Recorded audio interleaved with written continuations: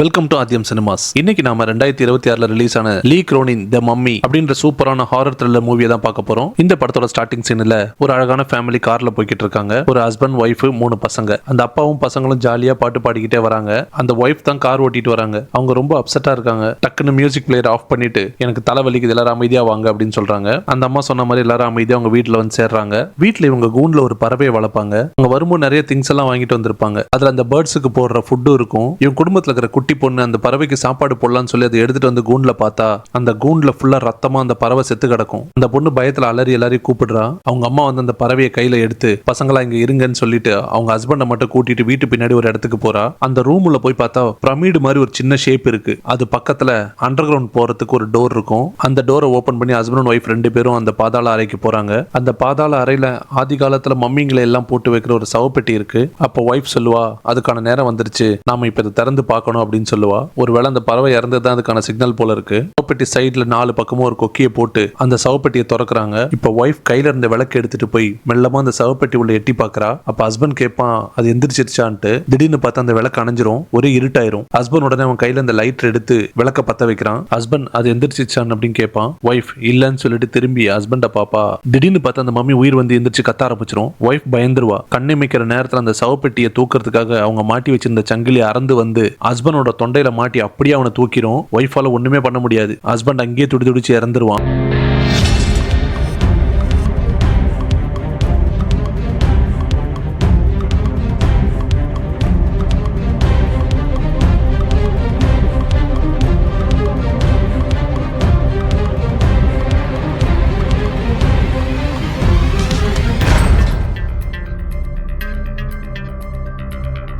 இங்க அப்படியே படத்தோட பேரை போட்டு படத்தை ஸ்டார்ட் பண்றாங்க. இப்போ இன்னொரு ஃபேமிலியை காமிக்கிறாங்க. ஒரு ஹஸ்பண்ட் அண்ட் ஒய்ஃப், 2 பசங்க. இந்த ஃபேமிலி ஈஜிப்ட்ல வாழ்ந்துட்டு இருக்காங்க. ஆக்சுவலா இந்த கதை ஃபுல்லாவுமே ஈஜிப்ட்ல நடக்கிற மாதிரி காமிச்சிருக்காங்க.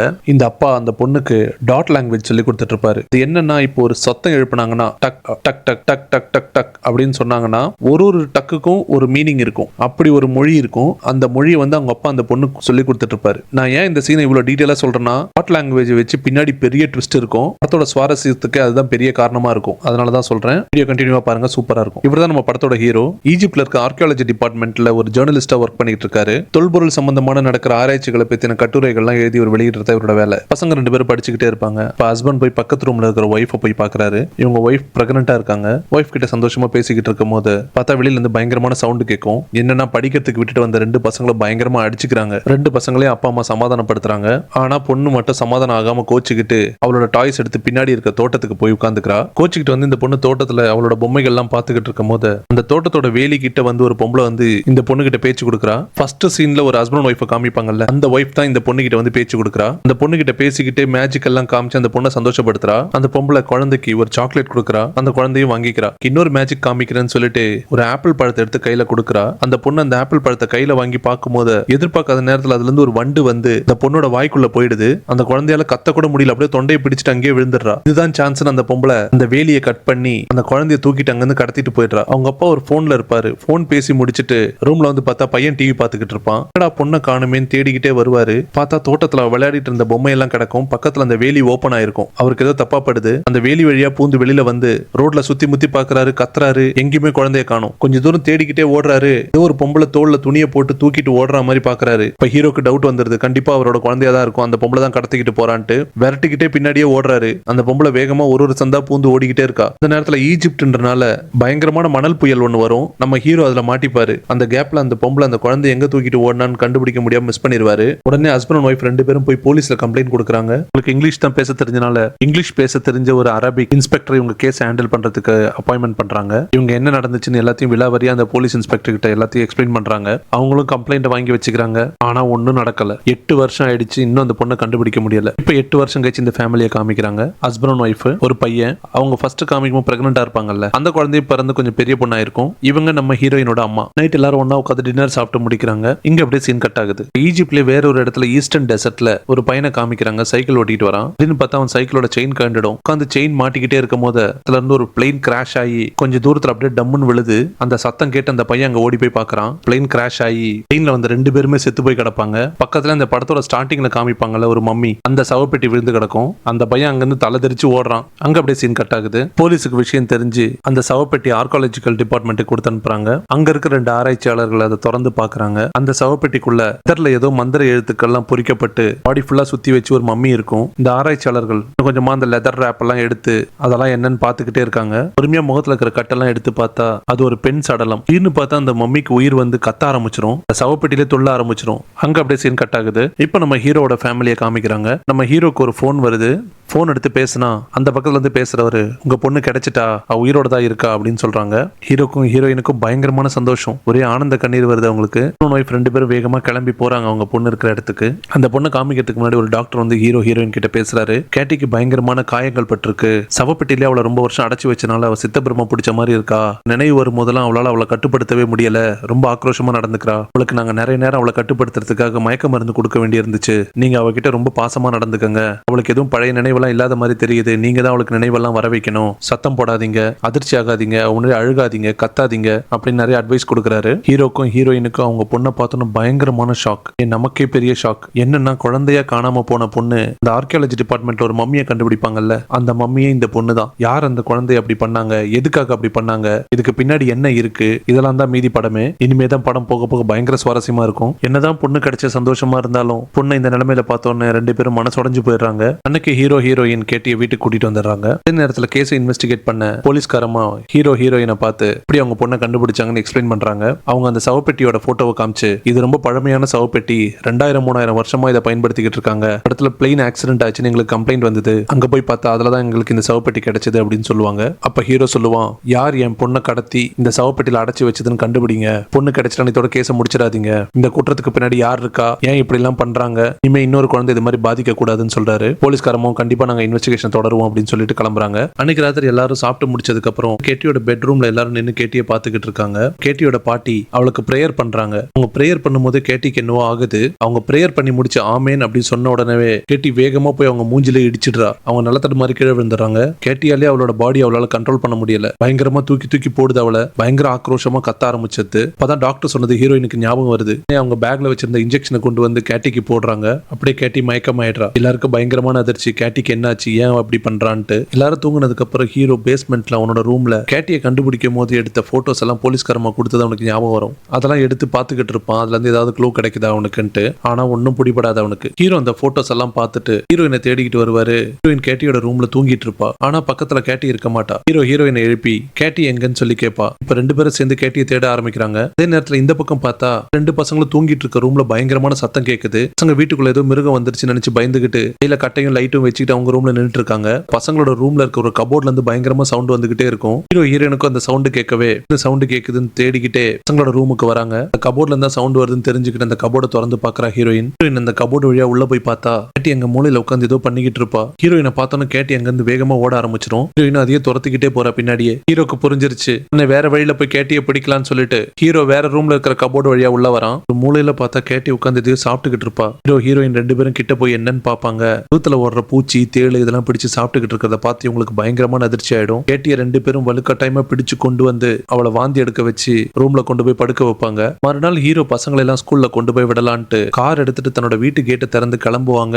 விசித்திரமான சம்பவம் நடக்கும். நிறைய ஓநாய்கள் ஹீரோட வீட்டு முன்னாடி நிற்கும். ஹீரோக்கு ரொம்ப இது அமானுஷ்யமா தெரியும். ஏன்னா பொதுவா ரத்த வாசனை கேட்டதான் ஓநாய்கள் வரும். இதெல்லாம் ஏன் நிக்குதுன்னு தெரியாத குழப்பத்திலே அப்படியே பசங்களை கொண்டு போய் ஸ்கூல்ல விட்டுறான். வீட்டுல கேட்டியோட அம்மாவும் பாட்டியும் கேட்டியோட தலையெல்லாம் சுத்தம் பண்ணி நகத்தெல்லாம் வெட்டி அவளை கிளீன் பண்றாங்க. ஹீரோயின் கேட்டியோட நகத்தை வெட்டும் போது அது வெட்டுறதுக்கு ரொம்ப ஹார்டா இருக்கும். ஒரு முறையும் நகத்தை வெட்டுறது ஒரு மரத்தோட கிளையை உடைக்கிற மாதிரி பயங்கர ஹார்டா இருக்கும். இப்போ கேட்டியோட பெருவிரல் நகத்தை கட் பண்ணுவாங்க. அது கட் பண்ணவே முடியாது. பயங்கர ஹார்டா இருக்கும். ஒரு கட்டத்துல அப்படியே அந்த கால் நகத்தோட கால் முட்டி வரைக்கும் இருக்கிற தோலும் மொத்தமா பிச்சுக்கிட்டு வந்துடும். 2 பேருக்கும் பயங்கரமான ஷாக். கேட்டிக்கு ஒரு வலியோ அழுகையோ கத்தவோ எதுவுமே செய்யாம அப்படியே அமைதியா உட்காந்துருக்கும். 2 பேரையும் தள்ளி விட்டுட்டு கேட்டி எங்கேயோ ஓடி போயிடும். அந்த சத்தத்தை கேட்டு ஓடி வருவான். ஹீரோ கிட்ட போய் கெட்டியை கண்டுபிடிங்கன்னு சொல்லுவாங்க. ஹீரோ கெட்டியை துரத்துக்கிட்டே போவான். பார்த்தா ஒரு இடமா ஓடி போய் ஒளிஞ்சுக்கிறா கேட்டி. ஹீரோவும் பின்தொடர்ந்தே போறான். ஒரு ரூம்ல மூலையில உட்கார்ந்துகிட்டு கேட்டி கால்ல காயம்பட்ட இடத்துல இன்னும் குத்தி குத்தி ரத்தத்தை வர வச்சு அங்க இருக்க சதையெல்லாம் பிச்சு தின்னுகிட்டு இருக்கா. ஹீரோ எப்படியோ அவளை வலுக்கட்டாயமா கூட்டிட்டு வந்து ரூம்ல உட்கார வச்சு ஹீரோயின் கேட்டிக்கு கட்டெல்லாம் போட்டு அந்த காயத்துக்கு மருந்தெல்லாம் போடுறாங்க. அப்ப ஹீரோயின் கிட்ட ஒரு விஷயம் சொல்லுவான். ஏதாவது ஒரு ஹாஸ்பிட்டல்ல வச்சு பாத்துக்கலாம், நம்மளால வீட்டுல வச்சு பாத்துக்க முடியும்னு தோணல, பண்றதெல்லாம் ரொம்ப விசித்திரமாவும் அமானுஷ்யமாவும் இருக்குன்னு சொல்லுவான். ஹீரோயினுக்கு பயங்கரமான கோவம் வந்துருது. என் பொண்ணை எப்படி பாத்துக்கணும்னு தெரியும், நான் சம்மதிக்க மாட்டேன்னு சொல்லிட்டு அவங்க போயிடுறாங்க. புரிஞ்சுக்க மாட்டாளேன்னு சொல்ற கடுப்புல ஹீரோ வந்து கேட்டிய ஹீரோயினும் பாட்டியும் கிளீன் பண்ணிக்கிட்டு இருந்த ரூம்ல ரூம்ல அந்த வீல் சேர்லாம் எடுத்து ஒதுக்கி வைப்பான். அப்போ ஒரு விஷயத்த நோட் பண்ணுவான். கையோட நகத்தை பிக்குமோ அது கூட சேர்ந்து தோலும் பிஞ்சு வரும்ல, அந்த தோல்ல நிறைய எழுத்துக்கள் எழுதி இருக்கும். அதை பார்க்கும்போது அவனுக்கு எங்கேயோ பார்த்த மாதிரியே இருக்கும். அந்த நகத்தோட அந்த தோலையும் எடுத்துக்கிட்டு அவனோட ரூம்ல போய் செக் பண்றான். அந்த தோலை பிரிக்க பிரிக்க ஒரு லேயரா வந்துகிட்டே இருக்கும். ஒரு லேயர்லயும் ஏதோ எழுத்துக்கள்லாம் நிறைய எழுதி வச்சிருக்கும். ஆர்கியாலஜி டிபார்ட்மெண்ட்ல இருந்தனால ஏற்கனவே இந்த மாதிரி எழுத்துக்கள் எழுதப்பட்டு புதைக்கப்பட்ட மம்மிகளை நிறைய பார்த்திருப்பான் ஏற்கனவே. இந்த எழுத்தெல்லாம் என்னன்னு கண்டுபிடிக்கிறதுக்காக ஒரு ஆர்கியாலஜி ப்ரொஃபசர் கிட்ட போவான். ஹீரோ அந்த எழுத்துக்களோட போட்டோவெல்லாம் அந்த ப்ரொஃபசர் கிட்ட காமிச்சு இது என்னதுன்னு சொல்லி கேட்பாரு. அந்த ப்ரொஃபசர் அதை பார்த்துட்டு எல்லாம் இயேசு கிறிஸ்து பிறக்கிறதுக்கு 2000 வருஷம் முன்னாடி எழுதப்பட்ட ஈஜிப்டோட பழைய எழுத்துக்கள், இப்பெல்லாம் யாரும் இதை பயன்படுத்துறவங்களோ இதை பத்தி தெரிஞ்சவங்களோ யாருமே கிடையாது அப்படின்னு சொல்லுவாரு. ஹீரோ இதெல்லாம் டிரான்ஸ்லேட் பண்ணி இதுக்கு என்ன அர்த்தம் சொல்லுங்கன்னு சொல்லி அந்த சாம்பிள்ஸ் எல்லாம் கொடுத்துட்டு வருவார் ப்ரொஃபசர் கிட்ட. இன்னைக்கு ராத்திரி ஹீரோ கேட்டி கிட்ட உட்காந்து என்ன மன்னிச்சிருமான்னு சொல்லி அழுதுகிட்டு இருப்பார் நடந்தெல்லாம் நினைச்சு. அப்ப கேட்டி சடனா தன்னோட பற்களை வாயை மூடி மூடி திறந்து டக்கு டக்கு டக்குன்னு சவுண்டு கொடுப்பா. அதான் ஹீரோக்கு ஒண்ணு புரியுது, அவ ஏதோ சொல்ல வரா அப்படின்ட்டு. ஏன்னா கேட்டி தொலைஞ்சு போறதுக்கு முன்னாடி சின்ன பொண்ணா இருக்கும் போது ஹீரோ அவளுக்கு டாட் லாங்குவேஜ் சொல்லி கொடுப்பார். மூலியமா எழுப்புற சத்தத்தை வச்சு அதோட பேட்டர்னை வச்சு என்ன சொல்ல வராங்கன்னு சொல்லி கண்டுபிடிக்கிற ஒரு லாங்குவேஜ் அது. வேகமா ஓடி போய் ஒரு நோட்டு பேப்பர் பேனா எடுத்துட்டு வந்து கேட்டியோட வாய் அசைவுல இருந்து வர சவுண்டோட பேட்டர்ன் அப்படியே நோட் பண்றாரு. ஹீரோ வேகமா அவரோட ரூமுக்கு ஓடி வந்து கேட்டிக்கு சொல்லி கொடுத்த டாட் லாங்குவேஜோட புக்கை எடுத்து வச்சு அவ இப்ப சொன்ன பேட்டர்னை டீகோட் பண்றாரு. டீகோட் பண்ணதுல சுத்தி சுத்தி லைலான்ற ஒரே ஒரு பேர் மட்டும் தான் வருது. இப்ப ஹீரோ உடனே போலீஸ்காரம்மாக்கு கால் பண்ணுவாரு. எனக்கு ஒரு க்ளூ கிடைச்சிருக்கு, அந்த ஆளோட பேர் லைலா, அவங்க யாருன்னு விசாரிக்கிறீங்களா சொல்லி கேட்பாரு. போலீஸ்காரம்மா கிட்டத்தட்ட ஈஜிப்ட்ல 57 பேர் இந்த நேம்ல இருக்காங்க, நிறைய பேர் இறந்து போயிட்டாங்க. அதே நேரத்துல யாரா லைலான்னு தெரியுமா, வாழ்ந்த பழைய வீட்டோட பக்கத்துல யாராவது உங்களுக்கு இது வரைக்கும் யாராவது போன் பண்ணி பேசியிருக்காங்களா அந்த பேர்ல, லெட்டர்ஸ் கிரீட்டிங்ஸ் கிஃப்ட்ஸ் ஏதாவது உங்க வீட்டுக்கு வந்திருக்கா அப்படின்னு சொல்லி போலீஸ்காரம்மா கேட்பாங்க. அப்பதான் ஹீரோக்கு ஒரு விஷயம் ஞாபகம் வரும். ஆக்சுவலா இவங்க வீட்டுக்கு வந்த பழைய லெட்டர்ஸ் எல்லாம் வந்து கீழே இருக்கிற குடவுன்ல ஒரு ரூம்ல போட்டு வச்சிருந்திருப்பாங்க. ஹீரோ ஓடி போய் அந்த லெட்டர்ஸ் எல்லாத்தையும் ஒன்னொன்னா எடுத்து படிக்கிறான். இது ஒரு பக்கம் நடந்துகிட்டு இருக்க கேட்டியோட ரூம்ல இருந்து ஏதோ பாட்டு பாடுற ஒரு சத்தம் கேக்குது. கேட்டியோட கடைசி தங்கச்சி அந்த ரூம் கிட்ட போய் என்ன சவுண்டுன்னு பாக்குறா. உள்ள இருந்து கேட்டி ஊரோட அடியில இருக்கிற கேப் வழியா நாக்க விட்டு குட்டி பொண்ணோட காலை நக்கி உன்னோட கால் நல்ல டேஸ்டா இருக்கு சாப்பிட போறேன்னு சொல்லும். பயந்துட்டு அந்த பொண்ணு அங்கிருந்து ஓட ட்ரை பண்ண அவளால ஓட முடியாது, அப்படியே ஸ்டக் ஆகி நின்னுடுவா. உள் ரூம்ல இருந்து கேட்டி ஏதோ மந்திரங்கள்லாம் சொல்றா. கேட்டி மந்திரங்கள் சொல்ல சொல்ல அந்த பொண்ணுக்கு ஏதோ ஆகுது. குட்டி பொண்ணோட உடம்புல ஏதோ ஆன்மா ஏறுற மாதிரி இருக்கு. அதுக்கப்புறம் அந்த குட்டி பொண்ணுக்கு என்ன ஆச்சுன்னு காமிக்கல. அங்க அப்படியே சீன் கட் ஆகுது. ஹீரோ கீழே பேஸ்மெண்ட்ல லெட்டர்ஸ் எல்லாம் படிச்சுட்டு இருப்பான்ல, அந்த லெட்டர்ல அவனுக்கு ஒரு லெட்டர் கிடைக்குது. லைலா கலீல் அப்படின்னு யாரோ ஹீரோக்கு ஒரு லெட்டர் எழுதியிருக்காங்க. பொண்ணுக்கு இது நடக்க கூடாது, தயவு செஞ்சு அவளை காப்பாத்துங்கன்னு சொல்லி எழுதியிருக்கோம். ஹீரோக்கு அந்த லெட்டரை பார்த்து பயங்கரமான ஷாக். ஐயோ, இந்த லெட்டர் நம்ம முன்னாடியே படிச்சிருந்தா நம்ம பொண்ணை காப்பாத்தி இருந்திருக்கலாமேன்ட்டு ஹீரோ அந்த லெட்டரோட டீடைல்ஸ் எல்லாம் போட்டோ எடுத்து நம்ம போலீஸ்காரமாக்கு அனுப்புறான். போலீஸ்காரமா அந்த ஆள் யாரு, அந்த லெட்டர் எங்க இருந்து வந்துச்சு, அந்த டீடைல் அவங்க சைட்ல இருந்து விசாரிக்க ஆரம்பிக்கிறாங்க. அந்த லெட்டர் வந்த இடமும் போன சீன்ல ஒரு பிளேன் விழுந்து கிராஷ் ஆகும்ல, அந்த இடமும் சேம் தான். சோ அப்ப இந்த லெட்டர் அமைச்ச ஆள் அங்கதான் நியர்பை எங்கேயோ இருக்கு சான்ஸ் இருக்கு. இது ஒரு பக்கம் நடந்துகிட்டு இருக்க ப்ரொஃபசரை போய் ஹீரோ பாக்குறாரு. ப்ரொஃபசர், நீங்க கொடுத்த சாம்பிள்ஸ் எல்லாம் வச்சு ஆராய்ச்சி பண்ணதுல அந்த எழுத்துக்கள்ல இருந்து ஒரே ஒரு வார்த்தை மட்டும் கண்டுபிடிக்க முடிஞ்சது. அந்த வார்த்தை நாஸ்மேரியன் அப்படின்னா என்னன்னு சொல்லி ஹீரோ கேட்பாரு. ஏற்கனவே நாஸ்மேரியனை பத்தி ஆராய்ச்சியாளர் வெளியிட்ட ஆடியோ டேப்பை ஹீரோக்கு போட்டு காமிக்கிறாரு. ஆக்சுவலா நாஸ்மேரியன்றது கிறிஸ்து பிறக்கிறதுக்கு ரொம்ப வருஷங்களுக்கு முன்னாடி வாழ்ந்த ஒரு சாத்தான். அதுக்கு வந்து மரணமே கிடையாது. ஒரு தடவையும் அந்த சாத்தானோட ஆன்மா உடலுக்குள்ள போய் பூந்துக்கும். இந்த உடல் கெட்டு அழுகி உபயோகம் இல்லாம ஆகும் போது இன்னொரு உடம்புக்குள்ள போய் தன்னை பாதுகாத்துக்கும். இப்படிதான் இது காலங்காலமா வாழ்ந்துகிட்டு வர்றதாகவும், ஆனா இயேசு கிறிஸ்து பிறந்த காலகட்டத்துல நிறைய மந்திரவாதிகள் சேர்ந்து மந்திர எழுத்துக்கள் பொறிக்கப்பட்ட லெதர் டேப்பால அந்த சாத்தானை கட்டி வச்சதாகவும், அதுக்கப்புறம் அது வழக்கத்துல இல்லாம போயிடுச்சுன்னு சொல்றாங்க. அதே நேரத்துல அந்த சாத்தான கடவுளாவும் தொழுதுகிட்டு வர மக்கள் காலகாலமா வாழ்ந்துட்டு இருந்ததாகவும் சொல்லப்படுது. அவங்க இன்னமும் அந்த சாத்தானோட ஆன்மாவை பாதுகாத்து தலைமுறை தலைமுறையா ஒரு உடலுக்கும் மாற்றி அதை இன்னைக்கும் பாதுகாத்துட்டு வர்றதாகவும் அந்த ஆடியோ டேப்ல சொல்லி முடிச்சிருப்பாங்க. இதை கேட்டோன்னு ஹீரோக்கும் ப்ரொஃபசருக்கும் பயங்கரமான ஷாக். இந்த எழுத்துக்கள்லாம் உனக்கு எங்க இருந்து கிடைச்சுன்னு தெரியல, ஆனா அந்த சாத்தானை கட்டுப்படுத்துறதுக்காக லெதர் டேப்ல எழுதப்பட்ட எழுத்துக்கள் இதெல்லாம் அப்படின்னு ப்ரொஃபசர் சொல்லுவாரு. இப்ப நம்ம போலீஸ்காரமாவை காமிக்கிறாங்க. நம்ம ஹீரோ போலீஸ்காரமாவுக்கு ஒரு லெட்டர் கொடுப்பார்ல, அந்த லெட்டர் வந்த அட்ரஸுக்கு போய் பார்ப்பாங்க. அவங்களுக்கு ஒரே ஆச்சரியம், இந்த இடத்த சுத்தி எல்லா இடமும் பாலைவனமா இருக்கு, அதுக்கு நடுவில் இந்த இடம் மட்டும் எப்படி ஒரு தோட்டம் இருக்குன்ட்டு. அந்த தோட்டத்துக்கு நடுவில் ஒரு வீடு இருக்கும். போலீஸ் இந்த வீட்டுல போய் பார்க்கும்போது அந்த வீட்டுல யாரும் இருக்க மாட்டாங்க. சரி, அவங்க வீட்டுக்குள்ள போய் செக் பண்ண ஆரம்பிக்கிறாங்க. அந்த வீட்டுக்குள்ள போய் பார்த்தா வீட்டுக்கு பின்வழியா ஒரு ஸ்டார்டிங் சீன்ல காமிப்பாங்கல்ல ஒரு வீடு, அந்த வீடு தான் இந்த வீடு. இந்த வீட்டுக்கு பின்னாடி ஒரு பிரமிடு இருக்கும். இந்த பிரமிடு பக்கத்துல சங்கிலியால கட்டப்பட்ட ஒரு சுரங்க பாதையை பார்ப்பாங்க. சுரங்க பாதையை திறந்து போலீஸ்காரமா அது உள்ள போய் பாக்குறாங்க என்ன இருக்குன்ட்டு. சுரங்க பாதையில போய் பார்த்தா சவப்பெட்டி அங்க இருந்ததுக்கான தடை அங்க இருக்கும். போலீஸ்காரமா அதெல்லாம் செக் பண்ணிட்டு வெளியில வரும்போது வீட்டோட ஓனர் வந்துருவாங்க. உள்ள வந்த அந்த ஆளை போலீஸ் அங்கேயே நில்லு கையை தூக்கு அப்படின்னு சொல்லி கண்ணை காமிக்கிறாங்க. இங்கதான் பயங்கரமான ஷாக். அந்த உள்ள வந்த உருவம் யாருன்னா படத்தோட ஸ்டார்டிங் ஒரு ஹஸ்பண்ட் ஒய்ஃபை காமிப்பாங்கல்ல, அந்த ஒய்ஃப் தான் இந்த பொம்பளை. கேட்டியை கடத்தினதும் இந்த பொம்பளை தான். அந்த பொம்பளை வேகமா ஒரு கத்தி எடுத்துட்டு வந்து போலீஸ்காரமா வெட்ட வரும். போலீஸ்காரமா தற்காப்புக்கு சுட்டுடுவாங்க அந்த பொம்பளை. குண்டடி பட்டு கிடக்கிற அந்த பொம்பளைய போலீஸ்காரமா வேகமா பிடிச்சு, கேட்டி நீ என்ன பண்ண, அவளுக்கு என்ன ஆச்சு சொல்லுன்னு சொல்லி கேட்பாங்க. அப்ப திடீர்னு இன்னொரு பொம்பளை வாசல்ல நின்று நடந்துகிட்டு இருக்கிறதெல்லாம் பாக்குறா. போலீஸ்காரமா பார்த்தா அவ்வளவு ஓட்டம் பிடிக்கிறா. போலீஸ்காரமா கன் எடுத்துட்டு பின்னாடி வேகமா ஓடாதுன்னு சொல்லி துரத்திக்கிட்டே போறாங்க. அங்க இருக்கிற தோட்ட தோட்டத்து வழியா பூந்து பூந்து தப்பிச்சு ஓடிக்கிட்டே இருக்கா. அந்த பொண்ணு வேகமா ஓடி போய் ஒரு இடத்துல உட்காந்து மண்ணை தோண்டி ஏதோ எடுத்துக்கிட்டு இருக்கா. போலீஸ்காரமா பின்னாடி இருந்து அசையாத சுட்டுடுவேன் அப்படின்னு சொல்லிக்கிட்டே கன் எடுத்துட்டு கிட்ட போறாங்க. பார்த்தா அந்த பொண்ணு பள்ளம் தோண்டி ஏதோ ஒரு பெட்டி எடுத்து போலீஸ்காரமா கிட்ட காமிக்கிறா. போலீஸ்காரமா உன் பேர் தான் லைலா கலீலா அப்படின்னு சொல்லி கேட்பாங்க. அந்த பொண்ணு ஆமான்னு தலையாட்டுவா. போலீஸ்காரமா அந்த பெட்டியை திறந்து பார்த்தா அந்த பெட்டிக்குள்ள கேட்டி அப்படின்னு எழுதின ஒரு வீடியோ கேசட் இருக்கும். இது ஒரு பக்கம் நடந்துகிட்டு இருக்க. இப்ப வீட்டை காமிக்கிறாங்க. வீட்டுல கேட்டியோட பாட்டி கேட்டிக்கு பிரார்த்தனை பண்ணிக்கிட்டு இருக்காங்க. திடீர்னு கேட்டி எந்திரிச்சு பாஞ்சு பாட்டியோட மேல உட்காந்து பாட்டியை கடிக்க ஆரம்பிக்கிறா. பாட்டி அவளை தள்ளி விட்டுட்டு எப்படியோ தப்பிச்சு ஓடலான்னு கதவை திறக்க போகிறாங்க. கதவு ஆட்டோமேட்டிக்கா மூடிக்குது. பாட்டி எவ்வளவு தப்பிக்க ட்ரை பண்றாங்க, அவங்களால முடியல. பாட்டி பதட்டத்துல என்ன பண்றதுன்னு தெரியாம தவிச்சுக்கிட்டு இருக்கும் போது கேட்டி பாட்டியை பார்த்து சிரிக்கிறா. பாட்டி போட்டுட்டு இருந்த சிலுவை செயின் அப்படியே அவங்க கழுத்தை இறுக்கி தூக்கி ஜன்னல் வழியா வீசிடுது. தான் ஹீரோ பசங்களை ஸ்கூல்ல இருந்து கூட்டிட்டு வரான். அவங்க வீட்டுக்குள்ள வந்து காரை நிறுத்துறதும் பாட்டியம்மா அப்படியே ஜன்னல் வழியா விழுந்தது நேரா ஹீரோவோட கார் மேலதான் வந்து விழுவாங்க. அப்போ அவங்க ஃபுல்லா சாக மாட்டாங்க, உயிருக்கு துடிச்சுக்கிட்டு இருப்பாங்க. ஏற்கனவே கேட்டியால பாதிக்கப்பட்ட அந்த குட்டி பொண்ணு கார்ல இருந்து பாட்டியை பார்த்து பயங்கரமா சிரிச்சுக்கிட்டே இருப்பா. ஹீரோவுக்கும் பையனுக்கும் அது ரொம்ப விசித்திரமா இருக்கும் அந்த பொண்ணு பண்றது. காரை விட்டு இறங்கி பாட்டியம்மாவை காப்பாத்தலான்னு காரை திறந்தா அதுக்குள்ள அந்த இடத்துல எங்க இருந்தா வந்துன்னு தெரியல, அவ்வளவு ஓநாய்கள் வந்துரும். பாட்டியம்மா மீதி இருக்கிற உயிரோட துடிதுடிக்க அப்படியே அவங்களுக்கு அடிச்சு சாப்பிட்ற அந்த ஓநாய்கள்லாம். வெளியில ஏதோ சத்தம் கேட்டு ஹீரோயின் கேட்டியோட ரூம்ல தான் ஏதோ பிரச்சனை நினைச்சு ஓடி வந்து கேட்டியோட ரூம்ல பார்த்தா கேட்டி ஒண்ணுமே தெரியாத மாதிரி பெட்ல படுத்துக்கிட்டு இருக்கா. ஜன்னல் உடஞ்சிருக்கும். ஜன்னல் வழியா எட்டி பார்த்தா பாட்டியம்மாவை கீழே ஓநாய்கள் தின்னுகிட்டு இருக்கும். அங்கேயே கதறி அழுவா. அவளால ஒன்னும் பண்ண முடியாது. வீட்டுல எப்படி நடந்துகிட்டு இருக்க போலீஸ்காரமா அந்த லைலான்ற பொண்ணு கிட்ட இருந்து வாங்கிட்டு வந்த கேட்டியோட வீடியோ கேசட்டை போட்டு பாக்குறாங்க. வீடியோல இந்த கேட்டியை கடத்தின பொம்பளை தான் வந்து ஏதோ பேசிக்கிட்டு இருக்கா. வீடியோல அந்த பொம்பளை ஏதோ சடங்கெல்லாம் பண்றா. அதெல்லாம் என்னன்னு நமக்கு காமிக்கல. போலீஸ்காரமா அதை பார்த்து பயங்கரமான ஷாக் ஆகுறாங்க. இப்ப போலீஸ்காரமா போலீஸ் ஸ்டேஷன்ல அரெஸ்ட் பண்ணி வச்சிருக்கிற லைலா கலீல விசாரிக்கிறாங்க. போலீஸ்காரமா அந்த பொண்ணை கொஞ்சம் கோவமா தான் விசாரிக்கிறாங்க. என்ன நடந்த உண்மையை சொல்லு, வாயை திறந்து பேசுன்னு சொல்லி கேட்பாங்க. வாயை திறந்து அவ நாக்க காமிப்பா. அந்த நாக்க வந்து வெட்டியிருப்பாங்க. ஆல்ரெடி யார் இந்த பொண்ணு இப்படி பண்ணாங்கன்னா கேட்டியை கடத்தின பொம்பளை தான் இந்த பொண்ணோட நாக்கையும் வெட்டியிருக்கா. பொம்பளை வேற யாரும் இல்ல, இந்த பொண்ணோட அம்மா தான். அந்த பொண்ணால பேச முடியலனாலும் அவளுக்கு தெரிஞ்ச உண்மை எல்லாத்தையும் அரபி மொழியில எழுதி கொடுக்குற போலீஸ்க்கு. அதெல்லாம் படிச்சு பார்த்து போலீஸ்காரமாக்கு பயங்கரமான ஷாக். உடனே நம்ம ஹீரோக்கு போன் பண்றாங்க. ஹீரோ கிட்ட நான் உங்களை உடனே பார்த்தாகணும், ஒரு முக்கியமான விஷயம். கேட்டியோட விஷயம் நம்ம நினைக்கிற மாதிரி கிடையாது, ஒரு பெரிய பிரச்சனை அப்படின்னு சொல்றாங்க. இப்ப வீட்டை காமிக்கிறாங்க. கேட்டியோட பாடி அடக்கம் பண்றதுக்கு முன்னாடி ஃப்ரெண்ட்ஸ் ஃபேமிலி எல்லாம் பாக்குறதுக்காக பார்வைக்கு வச்சிருக்காங்க.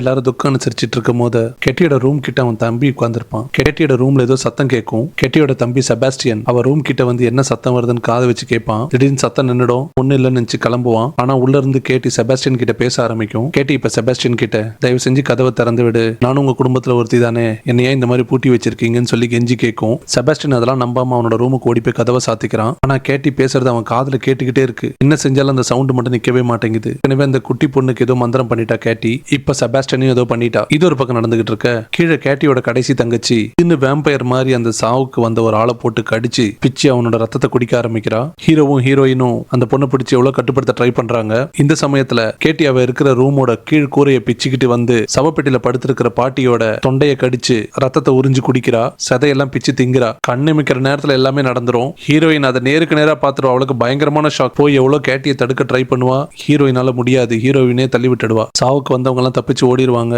இப்ப ஹீரோயின் மட்டும் வீட்டுல என்ன பண்றதுன்னு தெரியாம தவிச்சுக்கிட்டு யோசிச்சுக்கிட்டு இருப்பாங்க. இந்த நேரத்துல போலீஸ்காரமா வீட்டுக்கு வராங்க. ஹீரோ அவங்கள போய் பார்க்காதனால நேரா அவங்களே வீட்டுக்கு வராங்க. அந்த லைலான்ற பொம்பளை கொடுத்த வீடியோ கேசட்டை ஹீரோக்கும் ஹீரோயினுக்கும் போட்டு காமிக்கிறாங்க. கேட்டியை கடத்தின பொம்பளை அரபிக்ல பேசுறது எல்லாத்தையும் போலீஸ்காரமா இங்கிலீஷ்ல டிரான்ஸ்லேட் பண்ணி ஹீரோக்கும் ஹீரோயினுக்கும் சொல்றாங்க.